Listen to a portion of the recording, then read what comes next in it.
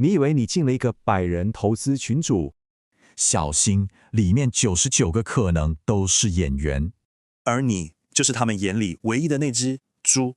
这场戏有3个角色，根本是奥斯卡等级。首先，老师负责造神，用神准预测，让你100%相信他。暗装跟助理就每天狂贴假的获利图，就是要你 FOMO。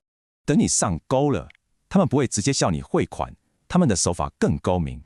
他们用的是3方诈骗，早就找好一个倒霉鬼来当替死鬼。他们会引导你去跟个人币商买虚拟货币，然后再叫你把币转到他们那个假的投资平台。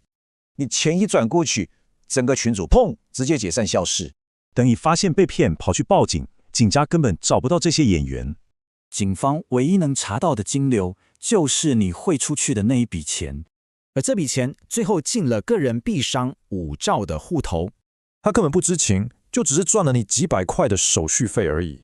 但最后他却成了法官眼中的诈欺和洗钱共犯。真正的诈骗集团逍遥法外，而无辜的5兆却背上黑锅。诈骗集团骗走钱，司法却把罪推给币商，这出荒谬的戏，你看懂了吗？